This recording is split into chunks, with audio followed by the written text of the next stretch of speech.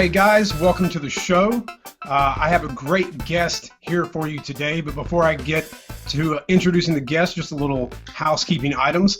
If you have not gone to iTunes and left a review and hit subscribe, please head over to iTunes, leave us a review, subscribe to us. It helps us move up the charts so more people can know about SideQuest Podcast, the unofficial podcast of Fitocracy. If you also would like, please check us out on Twitter at SideQuestFM, also on Instagram at SideQuestFM, and you can find us on Facebook at SideQuest Podcast. And if you do Google+, we're there as well, but Google's a little lacking on keeping up with the social media empire. Anyways, I have a great guest here today. He was the associate editor at T-Nation. He has written for Men's Health, bodybuilding.com, The Daily Burn, Muscle and Fitness, and pretty much anywhere that involves fitness and muscle and working out. Mr. Bryan Krahn. Bryan, how you doing? I'm well. How you doing? Pretty good, pretty good. So first question I got to ask you, your website says that you have the largest quads south of the Yukon. Have you met the man who has the largest quads north of the Yukon, and how terrifying is he? Oh, man. Yeah, he's, yeah, you wouldn't want to meet him in a bar, I tell you. He's... And he's really surly too, which it's a bad combination. So. Bryan, tell us a little bit about yourself. I know you lived in New York for a while, but I think you're back in Calgary now. Yeah, I'm back in Calgary. Yeah, I've been in the industry a long time. I started training in '97, personal training, and then got into writing and doing a lot of freelancing and that. Yeah, it's still doing clients on the side kind of thing, but now then went to New York for my wife's career, and yeah, back to a lot of personal training and online coaching now, and still some writing here and there. But yeah, it's kind of a diverse career so far. All right, So we'll get into it a little bit. I know you talk a lot in your you talk a lot about you're an older guy. I'm still in my late 20s, but you talk a lot about prehistoric old animals when you write. So Yeah. what is one thing that you've learned as you've gotten older that either you ignored when you first heard it in your youth, or that you didn't discover until you got older that you would tell any young lifter or younger trainers? Yeah, I mean, I'm not that old. Yeah, I don't know. I sometimes I feel like I am, but no, I'm 41, so I'm not too old. But I don't know. But I came up kind of like I started out in very like in a commercial gym environment, and then I was fortunate to kind of really get in a much more hardcore. I hate that word, but much more intense training environment, and sort of learned a lot that way. And I look at guys 20 years younger than me, and they just don't train well, so I'm trying to impart some wisdom that I picked up just from, I hate to say back in the day, but yeah, back in the day, just on stuff like on focus and on busting your ass and choosing good exercises and treating it like a business kind of thing. So yeah, that's kind of my brand, but yeah. I like it. I never read a lot of your articles, and they are very hard hitting and very much like you don't have to do all this crazy stuff. Like just keep to the basics, hit it hard, focus. There are days I like to imagine The Rock yelling at me as he does sometimes on Instagram to focus because I lose my attention, and it's something you're not going to get progress if you don't keep your mind on the game and what you're doing. But I enjoy your writing a lot. But who inspires you that is not in fitness? And if they have a book or they are a blogger, what is a resource you would suggest to people to check out? Wow, that's a good question. Who inspires me? Wow, really, I don't know. I don't really get inspired much by what goes on in fitness. I'm more inspired by people who just in general just put their head down and do their own thing and don't give a shit about what anyone else says. I always I'm attracted to that. So, like, and unfortunately in fitness right now, like it's the exact opposite. Everybody, like everybody is just like pimping their shit just to promote themselves to other people. So Right. it's, and I think it's trickling down into the results that people are getting. It's that there's so much people are getting such poor results because they're not really in the right mindset. Like they're training to look, so they can take a selfie kind of thing instead of just trying to, just drill down and get a really good result and bust their ass and just do it for the experience. And Yeah. but to answer your question, I I don't know who really would inspire me. I mean, I just like just anyone who doesn't give a shit about what someone else on the internet says about them. That's someone who I kind of gravitate towards. In the blogging sphere, I mean, I really like who do I really like? James Altucher. He's a really good blogger. Okay. Uh, but I don't know. The older I get, and the less I the less I read online, man. I'm just kind of just bringing it back to the real. Just you do a handful of do what I want to do it really really well, do it really really hard, and screw what anyone else says. So. Okay. So kind of going on that, and your articles are kind of they're hard hitting but they're truth that I think a lot of people need to read, and you make really great points. And going off kind of what you just said there a second ago about hitting it hard and doing it heavy. Right. Lane Norton has a hashtag that he's been putting out because it's on the back of his new T-shirt, and it says, "Don't fear failure, fear mediocrity." Yeah, like yeah, exactly. There's someone I admire. I'm glad you brought him up. That's just a perfect example. Like that's someone who just he for want of a better expression, like he walks the walk, talks the talk, yada yada. But at the end of the day, he goes in and he lifts. That's what he does, and he doesn't try to make it anything more than that. And that's I couldn't agree more. Okay. Yeah. Where I'm kind of going with that is I struggle with that myself in a lot of things. And that saying, or even like my high school theater teacher comes into my head, and she looked at us all one day and she was like, "You are not mediocre. None of you are mediocre. You should not ever strive for mediocrity." And it happens in a lot of aspects in my life. So I wanted to ask, what is your biggest mental obstacle that you battle? That's that's an excellent question. No, my biggest mental obstacle is, and to sort of go on a tangent, one of the luxuries of getting older, I find, is you become a little bit more, self-aware of what your faults are and what holds you back in life, and you can kind of, own them and just know that they're there. And for me, I tend to lack focus. Like, I can be easily distracted, and certainly being online a lot doesn't help. And Right. and whenever your focus is scattered and any, you just unless you're really gifted, you're not going to excel, as opposed to someone who just can keep their eye on the prize and block everything out and drill down. So yeah, like my biggest fault, and there are many, but that would probably be a lack of focus, I find, and just having too many opinions in my head, and so as I get older, I've learned to kind of shut things out and just focus on just a handful of things that making a result. Right. What did 6-year-old Bryan Krahn want to be? Oh God, pro hockey. Oh my gosh, I can't believe I had to think about that. Hockey, playing the NHL. Yeah. I had a hockey question for you because I know you're from Canada, and I was going to save it, but now that you mentioned it, what is the best hockey movie ever? Well, that's Slapshot. Actually, no, it's Youngblood, because you have to see Youngblood because it's arguably the worst movie ever made. Well, it's up there, and it's got Rob Lowe as the sexy young hockey player, Yeah.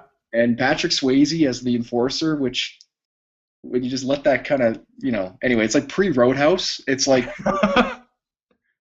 but the thing is, it's got Keanu Reeves in it, and in his first movie, and he has one line, and he tries to deliver a French accent, and it's just freaking awesome. But anyway, that's the best worst hockey movie. But no, it would be Slapshot. And yeah, that's what I wanted to do. But that's just growing up here. That's what you do. You play hockey. You play hockey. Yeah, I have a friend who's from Canada, and he's like, that's winter. That's all you do. You play That's hockey. all- You get yeah, out of work, you get out of school, you're playing hockey. yeah, and Uh, yeah, yeah. And I find living in Canada again now. I kind of forgot about that when I was in the States, and now I'm back here, and it's like, oh yeah, that's how we do. Yeah, well, I always felt like this because I love watching hockey and I love going to games. yeah, And growing up in North Carolina, we didn't have a team until Hartford moved. Um, but yeah, I feel like that hockey strike kind of really almost killed the sport because everyone kind of forgot about it, and they've been battling so long to like make it relevant again. That I'm really glad to see that like now more people are paying attention to hockey again. yeah. Like my hometown, Winnipeg, Right. they lost their team in, I think it was '95, Yeah. just because they had a really lousy arena, and and it's a small kind of crappy blue collar city, so to speak, and they lost their team, and it was just like, not to exaggerate, it was just like ripped the soul out of the community. Like people were so depressed. Yeah. And then 15 years later, they kind of fixed the salaries and everything, and they get a new arena, and they got a team back, and they sold out in like 4 minutes. It was ridiculous. Like, so it's yeah, so it's the city is just pumped now. They got their hockey team back. So That's yeah, and it was weird to see all these American teams pop up, and I'm like, but this isn't our sport. Like, I know. I mean, I'm glad you said it. I mean, it's just like just like yeah. I mean, it's like just people they keep yeah. talking about the NFL moving to like London. I'm like, why? Why? Yeah, I know. I It know. makes no I know. sense. Yeah. So Yeah. what has been your biggest setback or challenge, and what did you learn from it? Um. Well, my biggest setback or challenge is And this could be in your career, in lifting, in personal life, whatever. well, my biggest setback or challenge is that I'm pretty good at a lot of things. You know what I you know what I mean? Like I'm pretty like, Modesty is your challenge. yeah. Yeah, no, I'm pretty good at a lot of things, but there's not many things that I excel at that I really like. So it's kind of it's been a challenge for me just to kind of stick with one thing and stop overthinking it and just doing it. I sometimes wish for an example, like a really good hockey player, man, like that's what they do. Like from 6 years old, Right. they're well, no, not six, probably by 10, they have a pretty good idea if if you're going to go to the NHL, if you have what it takes, so to speak, and that's their life, and they just focus, and so there's something to be said for that. Even though like some of the guys, you talk to them off the ice, you're like, oh my god, you're so freaking dumb, but it's like but hey, man, like they know what they're good at, and they do it. So I mean, but yeah, that'd be my biggest challenge, I'd say. Yeah. Okay. So you wrote an article a while back that you put on your blog, and then Photocracy picked it up and published it. And I have to say thank you, Bryan, for posting this. I just recently got married this year, and Okay. I've been kind of doing this thing that I think all men do, and we have to admit that, like, as that time comes, we start to get really philosophical, and we're like, oh God, life. Yeah. Man, like, my father did not give me the "you are a man now" speech. I expected it like the day of the wedding, but luckily I guess I got through like the 4 phases where he gave me that speech prior in my life. Yeah. But you wrote it on the Alpha Male, and how people have started to use that over time, and it stuck out to me because I have been looking at a lot of philosophy like Stoicism and getting back into my philosophical roots. Mike McCanty actually suggested a good book to me called Iron John, which is kind of like this psychology book on like men finding out, what it is to be a man. And your article really, really kind of hit me in the heart. And I wanted to ask, do you think that the alpha man idea, it's kind of a 2-part question here. Do you think the alpha man ideal was sort of like a reaction to the metro male movement of the early 2000s, and that's why it kind of became a big thing later on? Yeah, I really do think so, because that's a great point, and yeah, I think you kind of hit the nail on the head, and it's just the whole that I don't want to say anything like a lot of. I mean, I worked on a few of the alpha books that are out there, and like the authors are good guys, Right. and the ones that I know are good dudes, and they're just good people, but I think a lot of people who've latched on to that, yeah, it's like it's an overcompensation for just not really knowing who they are in society, so they kind of just gravitate. They're looking for a sound bite, or they're looking for like some sort of archetype that they can just grab onto and adopt. And Right. Do you think that's sort of, and this is kind of what I got from it, in my own life and how I applied it, is that our fathers and our grandfathers sort of had this idea of what it was to like be a man. Like, you go to work, you are a carpenter, you are a salesman, you are this, you have a family, you do this. But now with like the internet and the way that the economy has changed, like now millennials are sort of like, how do I be a man? So how would you describe, like, to anyone who's looking for that, define a man in Bryan Krahn's dictionary? What is a man? Well, yeah, like that's just it. Like, and it's kind of ironic because it's November 11th. It's Veterans Remembrance, Day. yeah, or Veterans Day in the U.S. And Yeah. so 50 years ago, or I guess it's 60 years now. Like, just you're 20 or 21. If the war was on, you're drafted. You go. You know what I mean? Right. Like, you don't. There weren't choices. Like, there wasn't this abundance of choice. Like, you just did what you had to do, and you didn't really know better because just that's what you did. Like, Right. or even if it wasn't a war thing, like you turn 20, you marry your sweetheart or whatever, you go to work, you get a job, that's what you do. But now we have this luxury, and I'm as guilty of it as the next guy. Like, we have this luxury of saying, oh, is this really what I want to do? Does this work for me? Because we have all these choices. Well, I can do this, I can do that, and it's just this.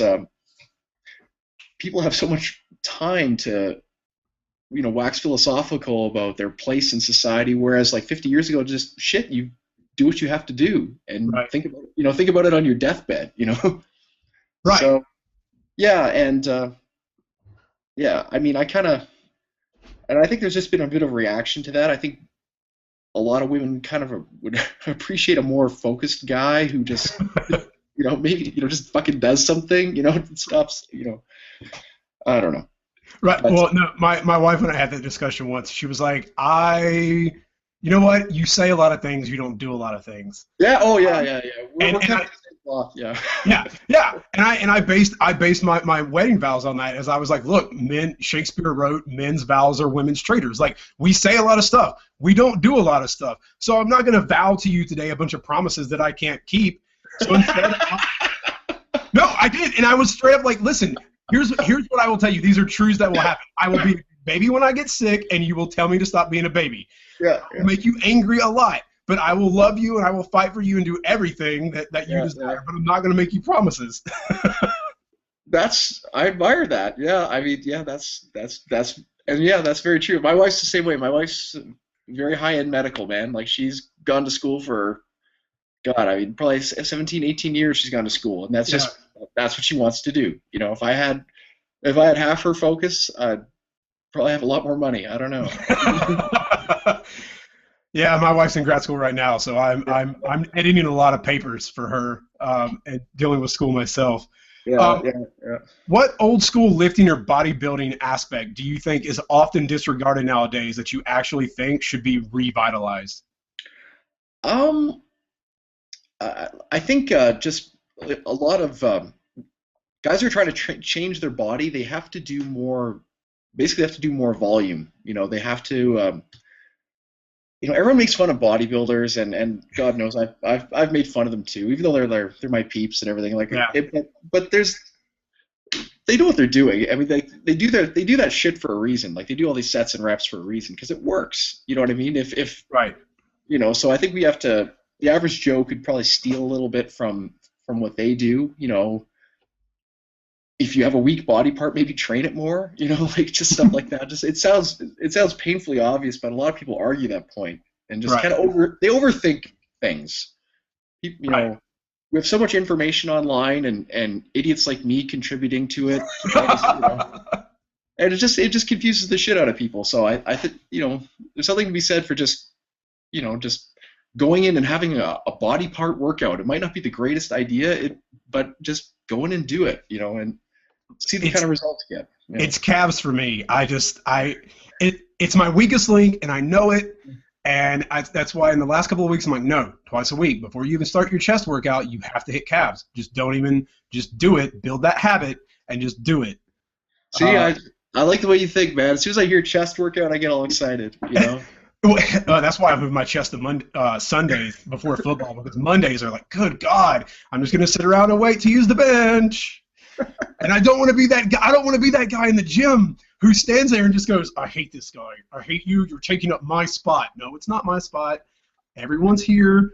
It's just, I know. I just had a guy giving me a stare down. I was taking too much time on the glute ham raise. I'm like, seriously, homie? The glute ham raise? Man, who uses that? I'm the one guy in the gym that uses that, and you're over here staring me down. Yeah, like, really, man? And I'm like, you're lucky. I got to go to a podcast right now. Otherwise, I'd fucking pull your sweater over your head and beat on you. Hockey style. Learn that in Mighty Ducks 2. He didn't know what was in for him, man. So what is the one lift that always challenges you and that in some way you don't look forward to?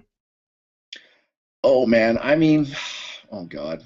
Yeah, I hate deadlifting. But although I will do it religiously for portions of the year, just because it works, it's a great exercise. I just don't like doing it. So I will dance around it as much as I can until it's time to do it. But that's one thing. I mean, I think people are, and this, I'm probably gonna write about this later, but people respond differently to exercise stimulus. I find like some people respond really, really well to lots of volume and lots of bodybuilding type of stuff, and other people need like intensity and lower volume, and you have to figure out what kind of a guy you are and what makes you respond. And the only way you can do that is just by keeping a training log. That's the only, and just seeing how you feel. Like I know if I train heavy too much, like lots of deadlifting,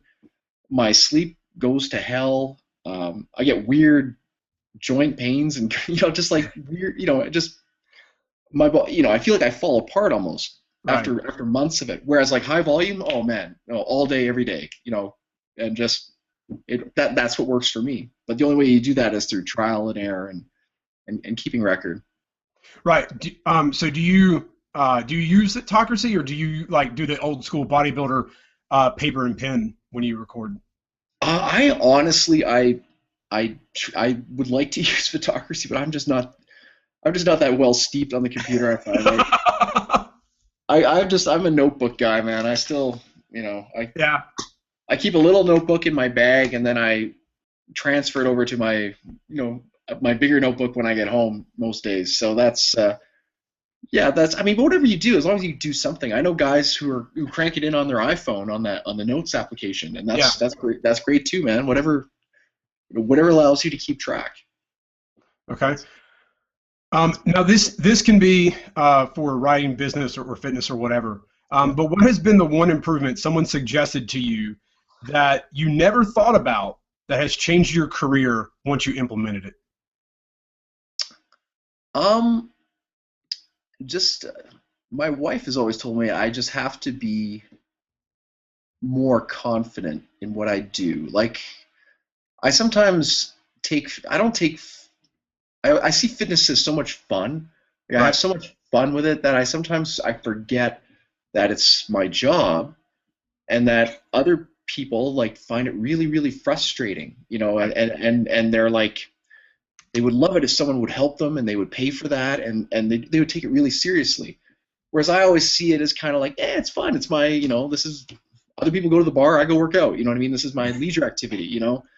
I sometimes, if I have to remind myself to approach it more confidently and more business-like, because other people take it very, very seriously. Whereas, while I guess I've done it for so long, I don't really need to think about it. You know what I mean?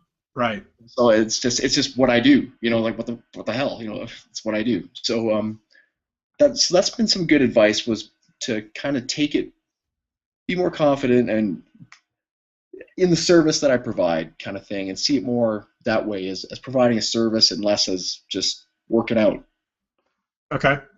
Um, talking about working out. Yeah. so I got just a few more here. Yeah, Um, but, yeah. so you had an article called Five Ways to Spot a Bad Trainer. And I have read that probably 3 or 4 times. I'm in the process of reading the ACE certification book and Okay. Yeah. and Yeah. getting out of the banking industry because it sucks. Um, Yeah. I guess what's it like now? Is it on the way back, or? uh, it is, but see, I kind of work in foreclosure, and it's not, you're like taking things away from people. It's not like a positive thing, and I always feel kind of bad, like really bad, but I'm like, but it's my job, and my wife's in school, and I have to support us, and No, you just uh, gotta change the subject. When people are like, when it gets really heavy and you're telling them when they got to be out of their house, you just gotta bring up their training. Say, see, there you go. I'd be like, hey, I do some personal training if you on the side if you want to get in shape and feel a little better. I like your thinking, Bryan. yeah, like you could, when you're carrying all your shit out of the house when it's getting repossessed, you could make it like GPP, like farmers walks. So, what would be your best advice that you would give to anyone who aspires to become a trainer?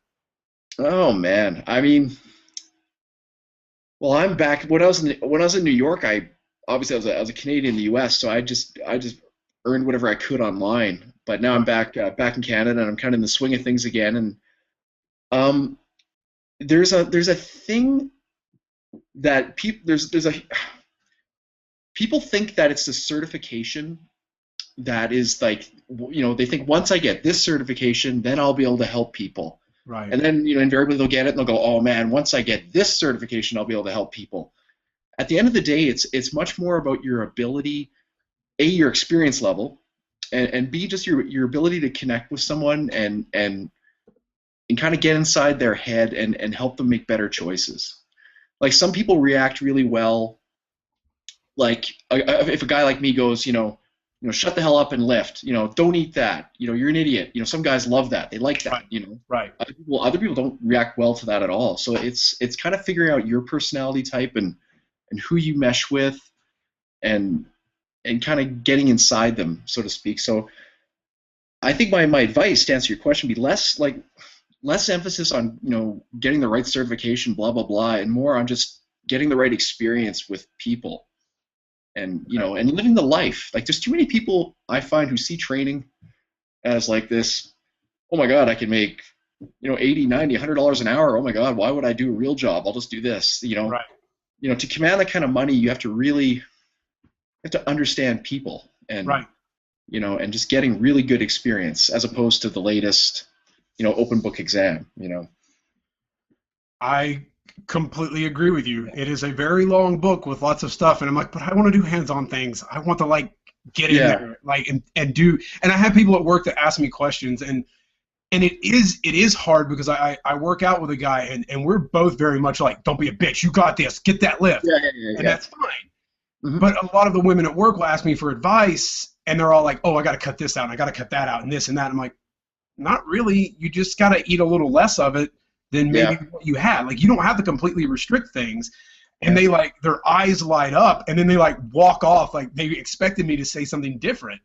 And I don't know. It's just it's interesting to see that people expect to hear you have some magic pill, and really it's just consistency, hard work, and Yeah, I mean, people, the exercise is one thing. A lot of people need coaching with moving well, especially weight training. Yeah, I mean, the food thing, most people kind of inherently know when they're eating something, whether it's shitty for them or not. You know what I mean? Right. Whether it's just kind of helping them work into their lifestyle, because a complete restriction diet never works. It might work for a handful of robots, but not for the average person. So you have to learn to kind of, it's psychology more than anything. That's why the precision nutrition system is really good, because they kind of they work on more on a habit system, and Right. that's kind of the key to success, is teaching people to develop better habits. But Okay. at the same time, I mean, I'm more of the robot type. I mean, that's how I came up. Yeah. Just say, shut up, do this. Shut up, do that, and that's another way to do it. That's what I like, but that's certainly not for everyone. Okay. Couple quick fire questions here before Yeah. I get to my last one. Favorite action movie star? Oh, well, it's got to be Arnold. I mean, like I mean, yeah. I mean, there's focus right there. I mean, Yeah. you know, everyone slags him for so many reasons, but I mean, that's a guy with focus. So, he was never. You look at the body he built, and like he was never fighting inside his own head whether he should do his dynamic warm up or whatever the hell. He just knew what he wanted to accomplish and And he had a went pretty and good did it. yeah, and just did it. Yeah. Yeah. Yeah. Now I know you are a beer lover and you are from Canada and you guys do enjoy Yeah. some fine Canadian brewskis. So what is your favorite beer? My favorite beer. Oh god. Like when I was in New York, that was like beer mecca. That was Oh like yeah.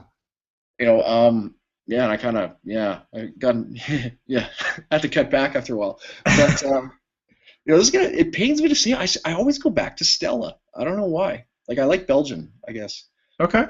Is Um, there like a craft beer scene in Canada like the US or oh, is it oh yeah, it's tons. I okay. mean, it's not as like it's not as over the top as New York City, but like yeah, like there's tons of that and microbreweries and all that. I mean, I just yeah. I mean, Okay.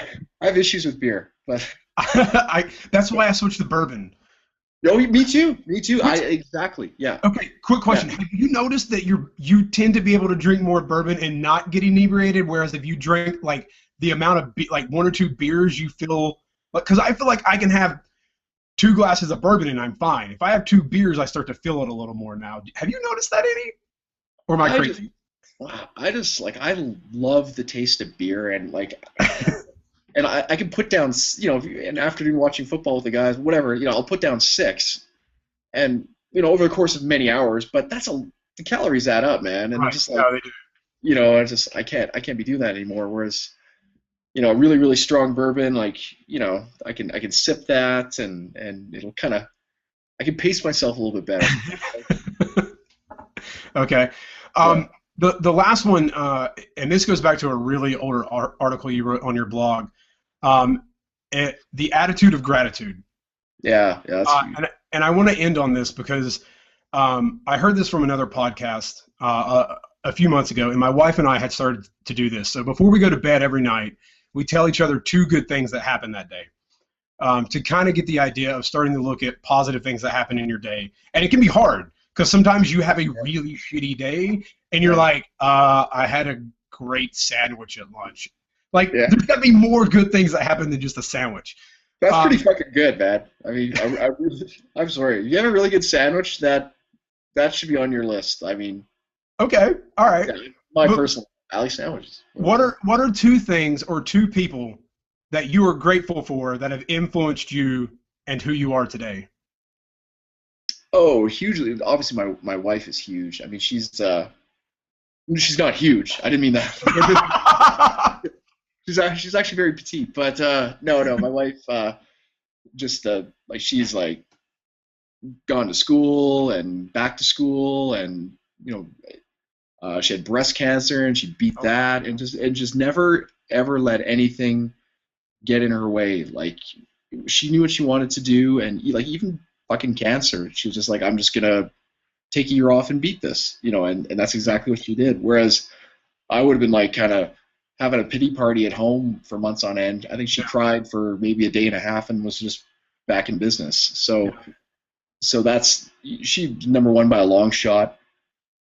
Uh, who else? Well, and probably my mother, whom I got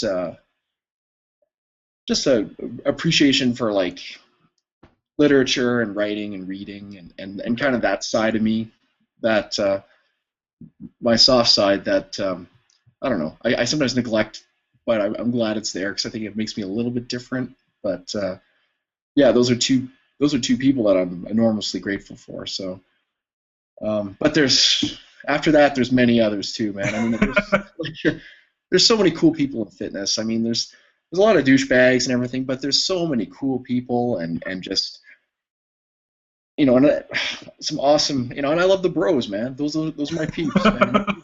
That's my crew, and there's a lot of good people in that scene, and just I kind of wish it would go back to that, just guys helping guys, girls helping girls, and just working out just to be better people, not so much to make money or to become an Instagram star, just to be better.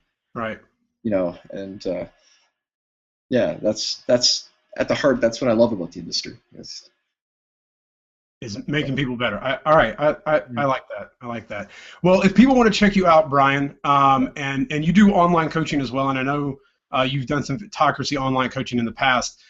Where can they find you online, social media, or if they want to find out a little more about Bryan Krahn? Well, they can find me at my blog. I'm updating it regularly. Finally, it's BryanKrahn.com. That's where I'm at, and I'm also on Twitter, Facebook. I think that's all the platforms. I am on Instagram, but I don't know. I don't really use it much. I mean, I guess because I don't know. It's a weird social media thing to use, but I'm like, I kind of have to use it for the podcast because a lot of people take selfies. Yeah. Hashtag bodybuilding. At least somebody's gonna hear about it. I know. It is kind of weird. I don't know. Yeah, I go through phases. I'll delete everybody, and I'm like, oh shit, I shouldn't do that. No, add people back. Yeah, man, find me there. You can find lots of pictures. My feed's all pictures of New York City and a few of Calgary. That's about it. All right. Well, I enjoyed having Bryan here on the show. Guys, again, if you please go to iTunes, subscribe to us, and leave us a review there. Check us out on Twitter as well at SideQuest FM, on Instagram at the same SideQuest FM, and on Facebook at SideQuest Podcast. I'll put all of these links in the show notes as well, so you can find Bryan and more on all of us as well. Bryan, again, thank you for coming on the show. I had a great time. As did I, man. You're awesome. Thank you very much. All right. Have a great night. Yeah, you too.